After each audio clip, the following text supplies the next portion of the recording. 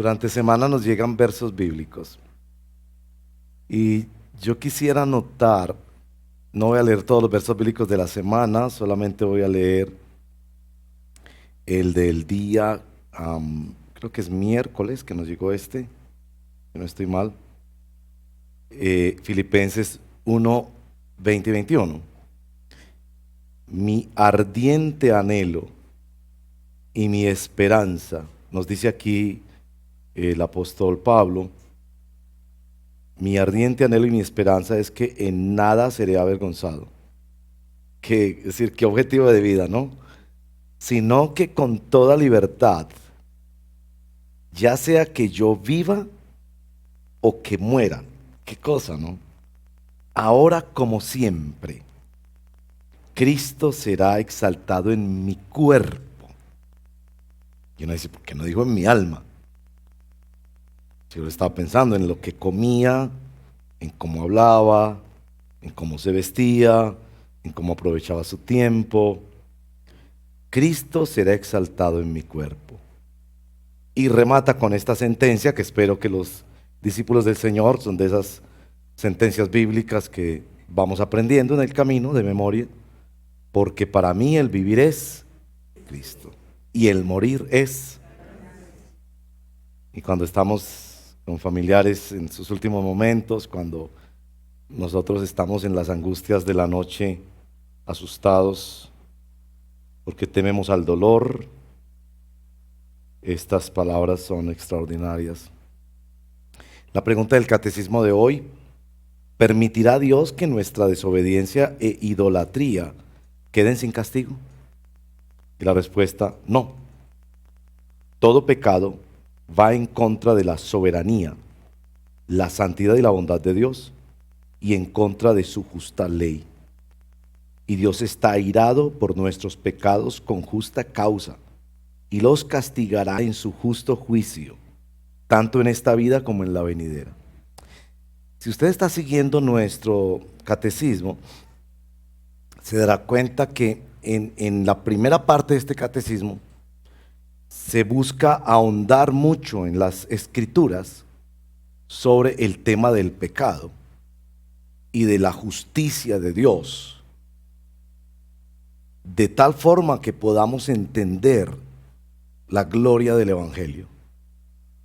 Porque si no entendemos la santidad de Dios y nuestra enorme culpa, nuestra enorme tendencia pecaminosa, no vamos a gozarnos y a descansar en la gloria del Evangelio que nos trae salvación y santificación.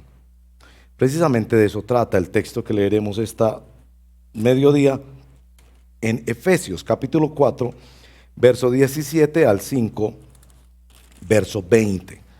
Es una lectura un poco larga, si bien es cierto que empecé a estudiar a partir de los dos versitos propuestos para hoy, que eran el 5, capítulo 5, versos 5 y 6, pero el Señor me llevó a mirar todo este texto y a encontrar algunos aspectos que me parecen muy importantes para nuestro discipulado, para que nosotros seamos verdaderos seguidores del Señor.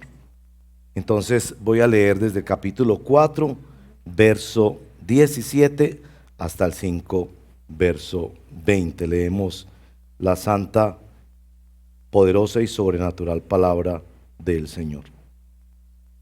Efesios 4, 17. Así que les digo esto y les insisto en el Señor: no vivan más con pensamientos frívolos como los paganos, a causa de la ignorancia que los domina y por la dureza de su corazón. Estos tienen oscurecido el entendimiento y están alejados de la vida que proviene de Dios. Han perdido toda vergüenza, se han entregado a la inmoralidad y no se sacian de cometer toda clase de actos indecentes. ¿No fue esta la enseñanza que ustedes recibieron acerca de Cristo? Si de veras se les habló y enseñó de Jesús, según la verdad que está en él. Con respecto a la vida que antes llevaban, se les enseñó que debían quitarse el ropaje de la vieja naturaleza, la cual está corrompida por los deseos engañosos, ser renovados en la actitud de su mente y ponerse el ropaje de la nueva naturaleza, creada a imagen de Dios en verdadera justicia y santidad. Por lo tanto, dejando la mentira, hable cada uno a su prójimo con la verdad, porque todos somos miembros de un mismo cuerpo. Si se enojan, no pequen. No dejen que el sol se ponga estando aún enojados, ni den cabida al diablo. El que robaba, que no robe más, sino que trabaje honradamente con las manos para tener que compartir con los necesitados. Eviten toda conversación obscena. Por el contrario, que sus palabras contribuyan a la necesaria edificación y sean de bendición para quienes escuchan. No agravien al Espíritu Santo de Dios, con el cual fueron sellados para el día de la redención. Abandonen toda amargura, ira y enojo, gritos y calumnias y toda forma de malicia. Más bien, sean bondadosos y compasivos unos con otros y perdónense mutuamente, así como Dios los perdonó a ustedes en Cristo. Por tanto, imiten a Dios como hijos muy amados y lleven una vida de amor, así como Cristo nos amó y se entregó por nosotros como ofrenda y sacrificio fragante para Dios. Entre ustedes ni siquiera debe mencionarse la inmoralidad sexual, ni ninguna clase de impurezas o de avaricia, porque eso no es propio del pueblo santo de Dios. Tampoco debe haber palabras indecentes, conversaciones necias, ni chistes groseros, todo lo cual está fuera de lugar.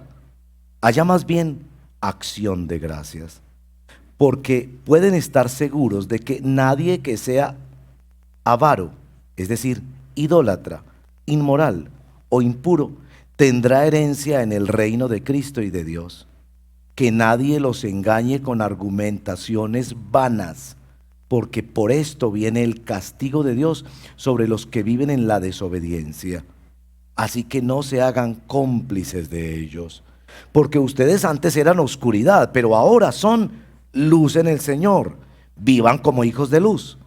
El fruto de la luz consiste en toda bondad, justicia y verdad.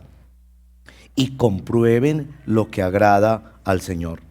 No tengan nada que ver con las obras infructuosas de la oscuridad, sino más bien denúncienlas, porque da vergüenza aún mencionar lo que los desobedientes hacen en secreto. Pero todo lo que la luz pone al descubierto se hace visible, porque la luz es lo que hace que todo sea visible. Por eso dice: despiértate tú que duermes, levántate de entre los muertos y te alumbrará Cristo. Así que tengan cuidado de su manera de vivir. No vivan como necios, sino como sabios, aprovechando al máximo cada momento oportuno, porque los días son malos. Por tanto, no sean insensatos, sino entiendan cuál es la voluntad del Señor. No se emborrachen con vino, que lleva al desenfreno. Al contrario, sean llenos del Espíritu. Anímense unos a otros con salmos, himnos y canciones espirituales. Canten y alaben al Señor con el corazón, dando siempre gracias a Dios el Padre por todo, en el nombre de nuestro Señor Jesucristo. Amén. Esta es la palabra del Señor. Oremos. Señor, cuánto necesitamos que tú nos ayudes hoy a entender la palabra y a vivir la palabra. Nosotros, Padre, somos los que reconocemos que se nos hacen más graves los pecados de los demás, que pensamos más en cambiar a los demás que en nuestro cambio necesario a causa de tu gracia y de tu verdad.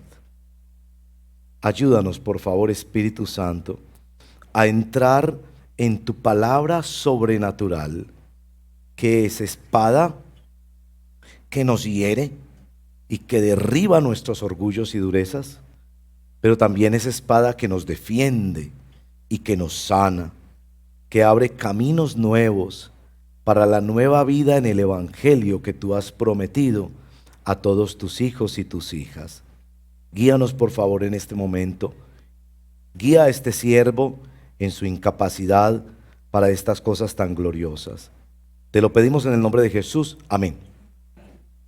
Bueno, para comenzar yo tengo una cosa como una pregunta, pues como que una dinámica, supongo que debe llamarse, pero no da el tiempo para como socializarla así, sería muy bonito en grupos.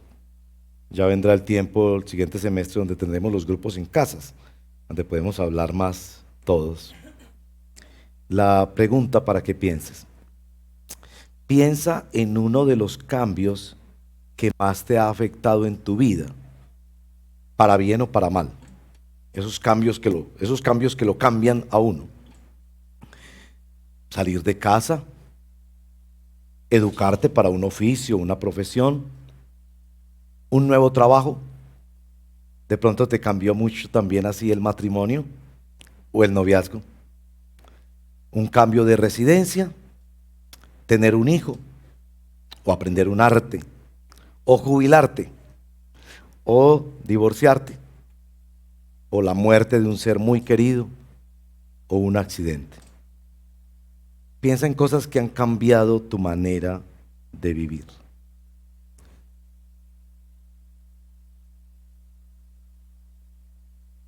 La porción de la palabra que nos ocupa habla de el cambio. Y llamamos en nuestra serie No me avergüenzo del Evangelio, porque hace posible una nueva manera de vivir.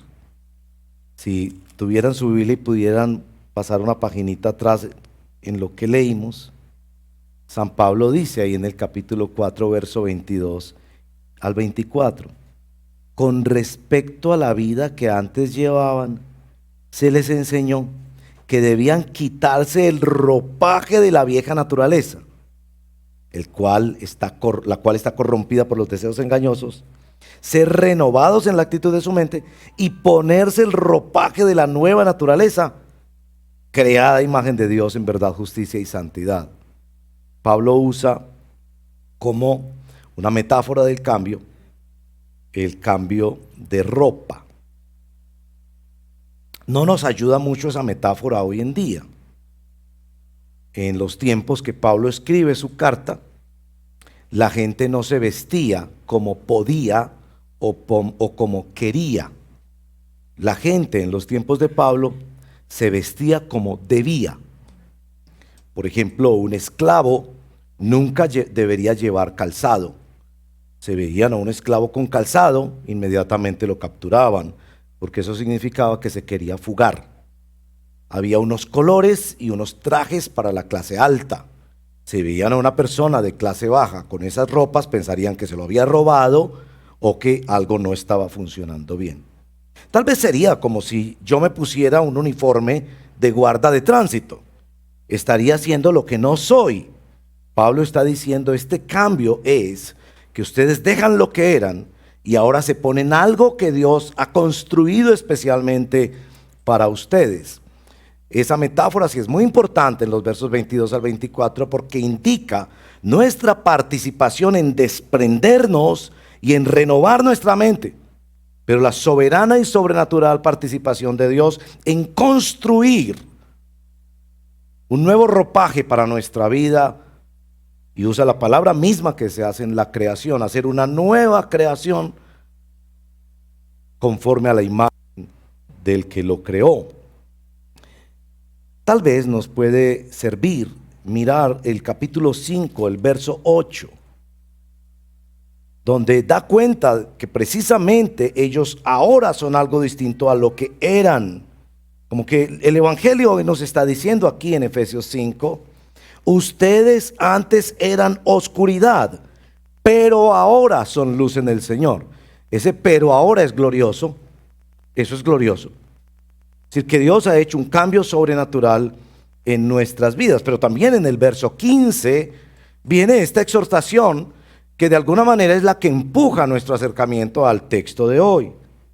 Así que tengan cuidado de su manera de vivir.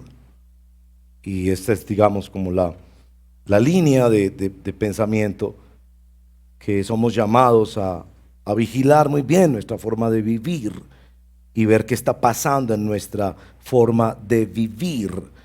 Porque si no ha habido un cambio en tu forma de vivir, en tu manera de vivir, es posible que no has llegado al Evangelio del Señor Jesucristo. O es posible que estás en una gran desobediencia al Señor. En ambos casos, debes venir a esta escritura con un gran arrepentimiento y con una gran ambición de dejarte tratar por Dios. Vamos a mirar tres cosas en este texto, pero vamos a mirarlo también a partir de un ejemplo que me parece un poco mejor para hablar del cambio que Pablo está tratando de hablar aquí usando el ejemplo del ropaje. Y es el cambio de país, cuando te vas a vivir a otro país, cuando uno traslada su residencia para vivir bajo otro sistema político, en otro país, radicándose allí.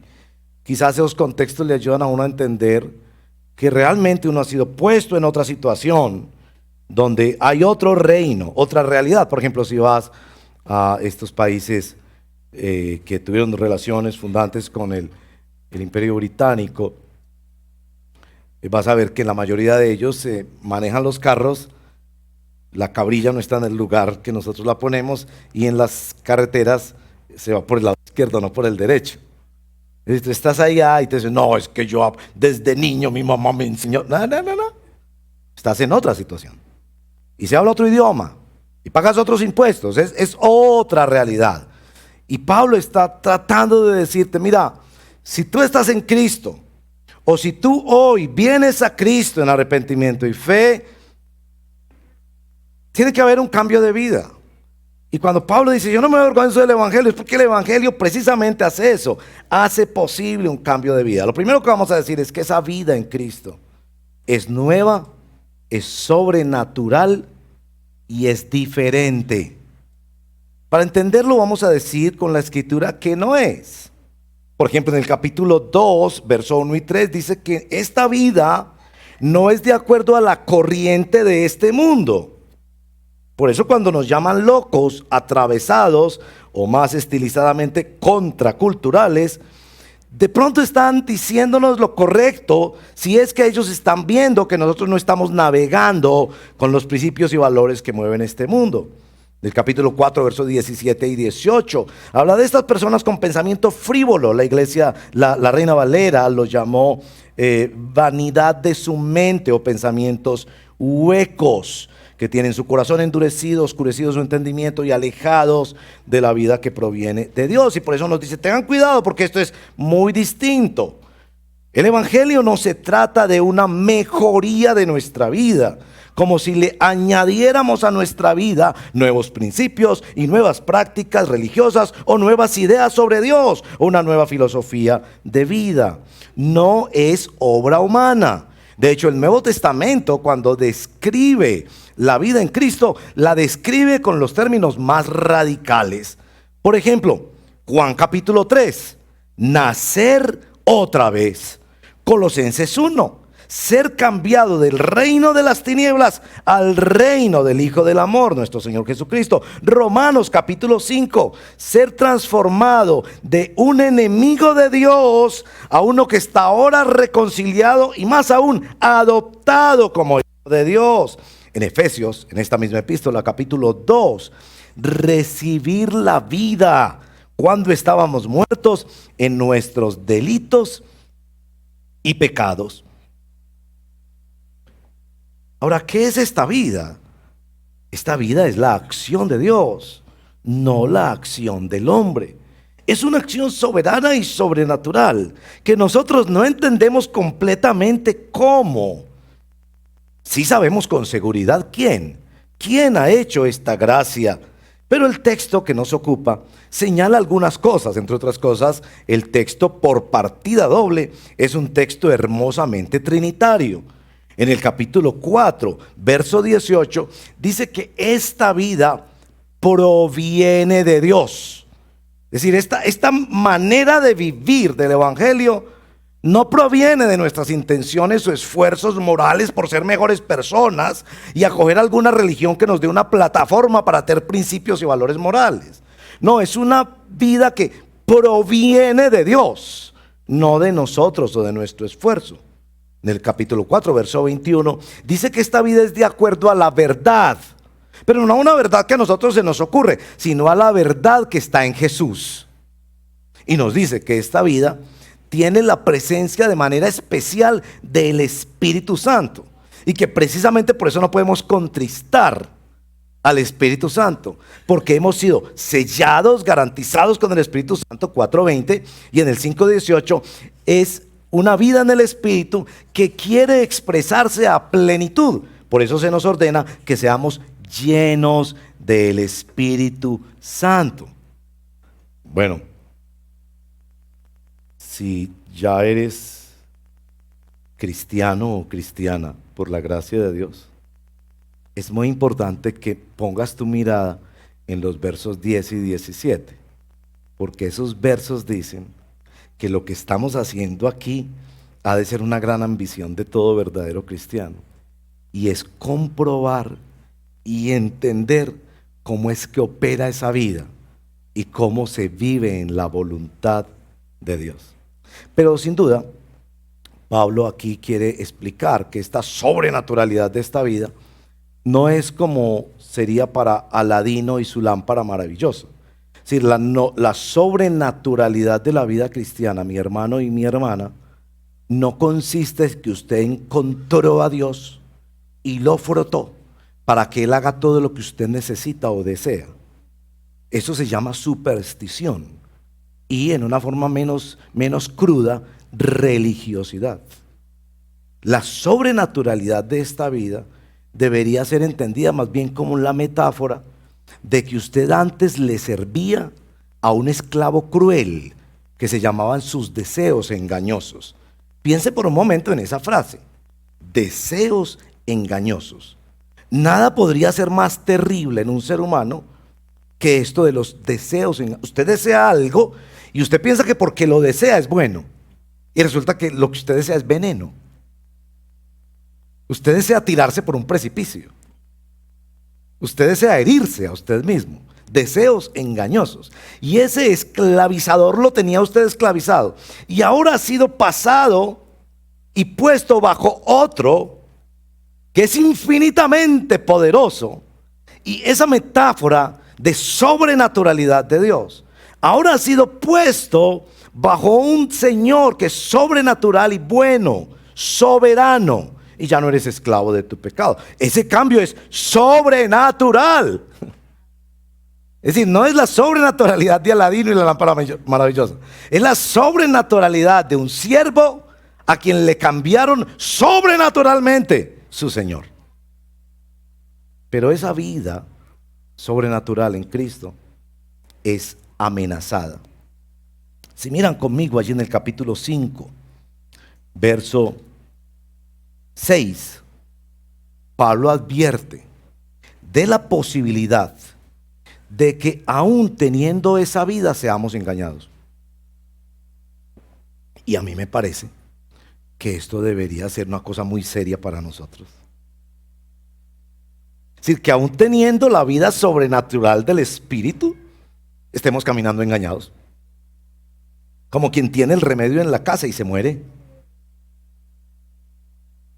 Verso 6 dice, que nadie los engañe con argumentaciones vanas, porque por esto viene el castigo de Dios sobre los que viven en la desobediencia.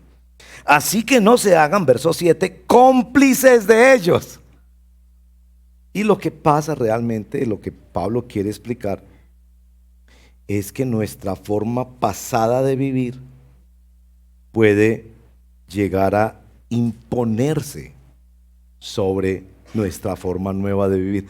A mí me ha acompañado una frase durante muchos años que dice: no subestimes la forma conocida de vivir o la costumbre. Han escuchado la historia del elefante que estaba en un circo de las historias de predicadores, pues que a veces se cuenta mucho.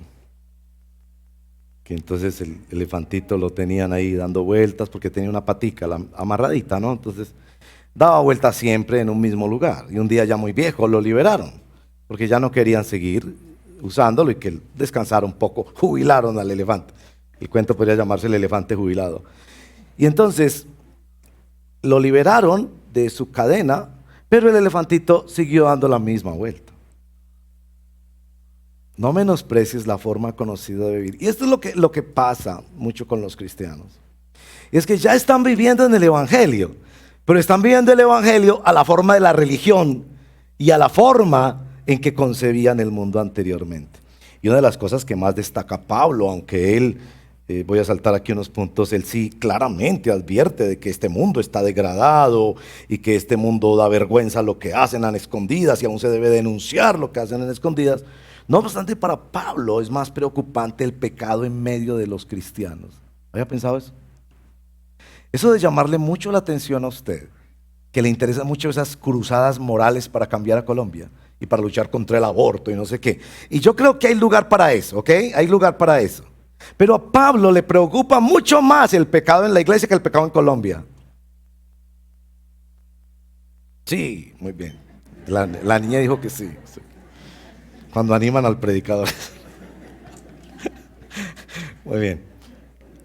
Es decir, que no se está aplicando la sobrenaturalidad de esta nueva vida del Evangelio a nuestra vida cotidiana. Y por eso en el verso 15 dice, cuiden muy bien su manera de vivir, porque de repente están confesando con sus labios un evangelio que es verdadero, pero no están viviendo en sus vidas un evangelio que es verdadero.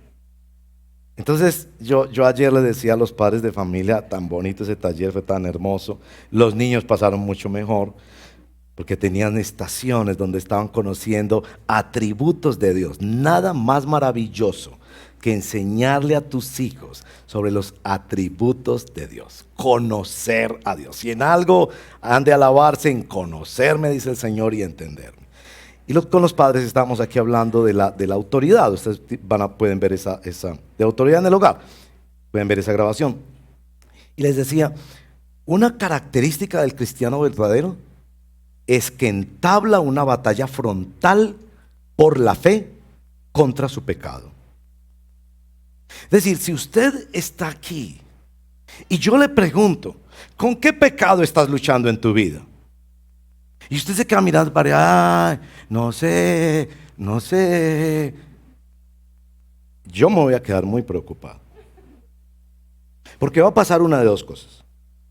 O es que no te estás viendo suficiente en el espejo, que es la palabra de Dios, para saber qué no está bien en tu vida. O es que definitivamente no eres cristiano. Y entonces yo quiero preguntarte, ¿con qué pecado estás luchando tú? Entonces me esforcé esta semana en hacer una listica de, como dice John Piper, pecados respetables. Porque en esto de la nueva vida es como si el Señor hubiera conquistado un territorio y nos ordenara colonizarlo. Como el pueblo de Israel, que lo liberó de Egipto, le entregó Canaán, pero le dijo, ustedes tienen que tomar la tierra. Pero a veces pensamos que es que son grandes pecados que cometíamos. Y Pablo, noten aquí en esas listas que hace tan sutilmente, está clavando la espada en áreas de nuestra vida, algunas tan sutiles como nuestra forma de hablar. Por eso yo creo que la lectura sola de la Biblia, a veces en la congregación cristiana, es suficiente para que el Espíritu Santo te hable y te confronte en tu corazón. Pero bueno, hice esta listica, me esforcé, la verdad, porque siempre tenemos esa tendencia a pensar que, ay, si esa persona no mata y no sé qué, entonces es una gran persona. Aquí le voy a decir pecados que practicamos nosotros con mucha frecuencia. Irritabilidad. No voy a pedir que levanten la mano, por favor. Indiferencia a las necesidades o situaciones de otros. Vanidad. Mirada lujuriosa. Gula. A propósito, la gula no es morirte comiendo algo, La gula es comer más de lo que necesitas, punto. Avaricia, que aquí el texto mismo dice es idolatría. Si ya tienes una, ¿por qué quieres dos? Porque te la puedes comprar. Solo el hecho de que te lo puedes comprar te autoriza a hacerlo. Cuando tú eres mayordomo de Dios. Compulsión a comprar. Me siento deprimido, voy al centro comercial. Mentira o exageración, resentimiento o falta de perdón, pereza o indisciplina, falta de sumisión a una autoridad debida o desafío a la autoridad, mezquindad o tacañería, a veces con tu propia familia, maledicencia, eso de usar malas palabras cuando empiezas a hablar y suena el pítico, o palabrería, palabras innecesarias, prepotencia, altanería, soberbia, arrogancia, narcisismo, formas de ludopatía. Pablo piensa, inspirado por el Espíritu acá, que amenaza esta nueva forma de vivir en Cristo, la forma en que entendemos nuestro pecado y nuestra falta de luchar decididamente contra pecado en la vida de nosotros, porque como decía en la oración, a nosotros nos gusta mucho arreglar la vida de los demás. A veces es que caemos en esa falsa teoría religiosa de que hay pecados veniales y hay pecados mortales. Si ustedes me aguantan un poquito más de tiempo, les digo eso de dónde salió. Siglo XII, Tomás de Aquino.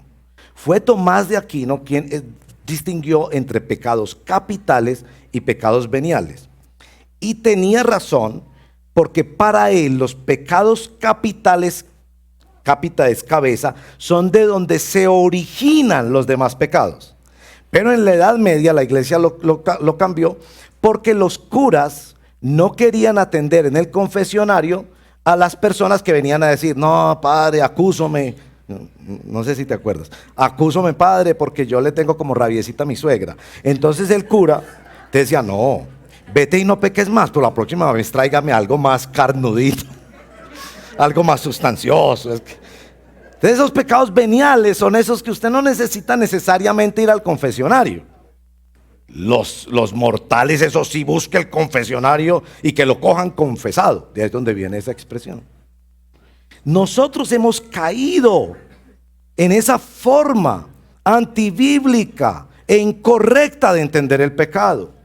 Yo sé que el pecado tiene diferentes consecuencias, que hay una consecuencia distinta a mentir versus a matar, está bien, en la horizontalidad de nuestra responsabilidad social. Por supuesto, a uno no lo deben meter en la cárcel si uno tiene un mal pensamiento. Imagine cómo estarían las cárceles. Pero si uno le roba al Estado los impuestos, o si uno, no sé, agrede a otro ser humano, por supuesto la ley tiene que intervenir en un plano horizontal. Pero frente a Dios, mi amigo, frente a Dios, es otro asunto. Él ve las profundidades del corazón. Nada está escondido delante de su presencia. Él conoce hasta los secretos más profundos de tu vida y de tu corazón. Por eso la Escritura sentenciosamente dice, no hay justo ni aún uno. Ahora Pablo sabe que es un peligro que amenaza al cristiano esta forma de entender el evangelio de manera religiosa. Por eso dice en el capítulo 5, no se dejen engañar. En el capítulo 4, versos 17 y 18, abandonen esos pensamientos frívolos, esa vanidad de la mente, esos pensamientos huecos. Hablen la verdad, que nadie los engañe. No sean cómplices de la forma y la corriente en la que va el mundo. Estas son las tres formas comunes de argumentación que el mundo tiene al entender mal el pecado. Primero, pensar que Dios perdona al pecador, pero no trata con su carácter, con el carácter del pecador. Perdonar es divino, pero la Biblia dice que sí es cierto que el verdadero perdón solo proviene de Dios, pero a quien Dios perdona realmente lo trata. Dios no solo trata con los efectos del pecado, sino también con el árbol corrompido y enfermo que produce esos frutos. Segundo error: justificar el pecado mediante la diferenciación entre pecados leves y pecados graves. Y como no hemos hecho muchos pecados graves, entonces Dios seguramente está contento conmigo. Esa misma metodología errónea de la religión de señalar unos pecados como veniales y otros como mortales. El peor error de todos en la mentalidad hueca y vana del mundo es desconocer el gozo infinito que hay en una vida santa. Bueno, ¿cómo Pablo ataca esto? Pablo lo ataca con el Evangelio. Capítulo 5, verso 1 y 2. Miren la belleza de ese texto. Por tanto, imiten a Dios. ¿Cómo imitamos a Dios? Pablo dice, no, hay muchas formas de imitarlo, pero aquí hay una.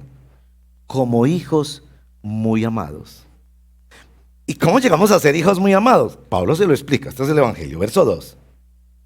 Llevando una vida de amor. Pero ¿cómo es que llegamos allí? Como Cristo, que nos amó y se entregó por nosotros como ofrenda y sacrificio fragante a Dios. Ustedes que les gusta estudiar y profundizar en las Escrituras, yo quiero que miren aquí muy bien algo. Preguntas de estudio bíblico. Verso 2. ¿A quién amó Cristo? No. ¿A quién amó Cristo? No a todo el mundo, a propósito. Que Dios le conceda bondad a todo el mundo es otra cosa. Que hay una gracia común para todos. Pero que Pablo está diciendo claramente, a nosotros, los que por la gracia, no por ningún mérito nuestro, llegamos al Evangelio de Cristo Jesús. Nos amó. ¿A quién amó Cristo? A nosotros. ¿A quién se entregó Cristo? No. Verso número 2. ¿A quién se entregó Cristo? Se entregó a Dios. Ahora, ¿qué es eso de entregarse a Dios? Pues Él no era Dios. Ahora ahí nos explica que se entregó por nosotros, en nuestro lugar, como ofrenda y sacrificio fragante, satisfactorio, adecuado para Dios.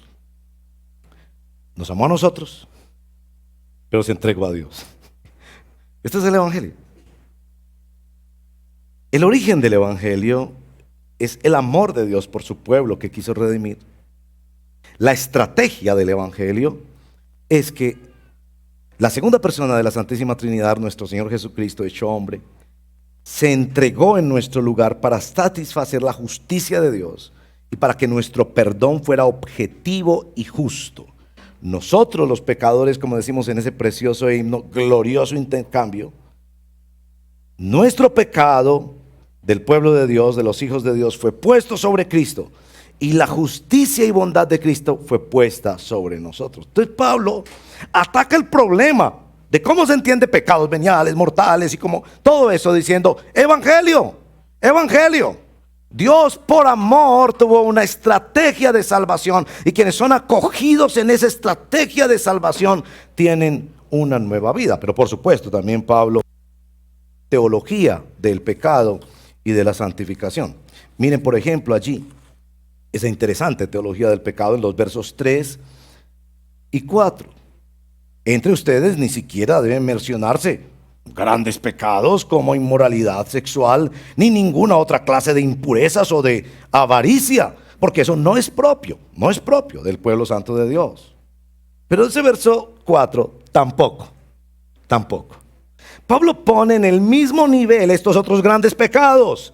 Palabras indecentes. Díganme quiénes han tenido palabras indecentes esta semana. Conversaciones necias y chistes groseros. Yo conté esta semana con unos amigos un chiste subido de tono. Y cuando leí esto dije, Señor, ayúdame. Porque el Señor claramente dice, todo esto está fuera de lugar. Si esta es la teología del pecado de Pablo, una palabra mal dicha es igual a un adulterio. Y cristiano, por favor, no te dejes engañar. Porque a veces piensas que porque no has cometido los grandes pecados de matar y de robar, entonces puedes ser indulgente con algunas cosas de tu vida. ¿Y qué es lo que quiere Pablo hacer aquí? Lo que Pablo quiere hacer aquí es enseñarnos cómo es que se vive la vida nueva y sobrenatural que nos trae el Evangelio. Y eso nos lleva pues al tercer y último punto. La vida en Cristo es verificada en la cotidianidad. Si miran el verso 10 y el verso 17 es donde les he dicho que Pablo está diciendo que la diferencia que hay en esta vida parte de esta renovación de la mente, donde se comprueba lo que agrada al Señor o se entiende cuál es la voluntad de Dios. Es que el Evangelio es una cosa muy distinta de entender la vida. La forma en la que tú y yo hemos entendido la vida es premio y castigo. Nos manejamos bien, Dios nos premia. Nos manejamos mal, Dios nos castiga. Y entonces cuando nos manejamos bien, esperamos pues, a Él pues, que me ayuden. Señor, ayúdame. Y si no nos ayuda, nos perdemos de la iglesia. Cuando nos manejamos mal, nos perdemos también de la iglesia. Es el esquema de la religión. Premio y castigo, buenas obras, autojusticia. El Evangelio es otra cosa. El Evangelio te dice 4 palabras claves. Creación. Tú eres creado a imagen de Dios y por lo tanto eres responsable frente al dueño de la finca, el dueño de tu cuerpo, el dueño de tus talentos y el dueño de tu tiempo. Y le vas a dar cuentas a Él, quieras o no. Segundo, perdición. Tú estás perdido. Tú no entiendes. Tú estás perdido en tus delitos y pecados. Tú estás muerto espiritualmente. Tercera, redención. Dios a lo largo de la historia y en su santa palabra tiene un plan de salvación, de redención para rescatar a los que estaban perdidos y atraerlos hacia sí. Y a los que atrae hacia sí, cuarta palabra, santificación. A los que Él atrae hacia sí, no los deja como están. En ese sentido, esa frase es coherente. Dios te acepta como eres y te ama tanto que te acepta como eres. Linda frase. Pero si esa frase es verdad, Dios no te deja como eres. No separen esas dos frases, por favor. Porque esa idea errónea del amor incondicional de Dios aleja a mucha gente de la verdadera revelación de la palabra de Dios. Sí es cierto que Dios te acepta tal y como eres. Siendo aún pecadores, Cristo murió por nosotros. Pero si eso es cierto, entonces Dios no deja a sus hijos tal y como están. Sí es cierto que Dios puede adoptar al niño de la calle más harapiento, maloliente y malcriado que hay. Pero si de verdad lo adoptó, le va a enseñar a ser lo que Él es. Y ese es el punto. Para Pablo, la santificación consiste en aprender a ser lo que somos. 3 cosas nos dice nuestro texto que somos. Verso 1, somos hijos de Dios a causa de la obra de Cristo. No porque así pues nada más porque Dios es bonito y somos hijos de Dios. Es a causa de la obra de Cristo. Verso 8 y 9, somos luz en el Señor. Por eso nos llama el texto hijos de luz. Y verso 10 y 17, somos sabios. ¿Pero por qué somos sabios y no necios? Porque por la gracia de Dios vamos comprobando lo que le agrada al Señor y entendiendo la voluntad de Dios.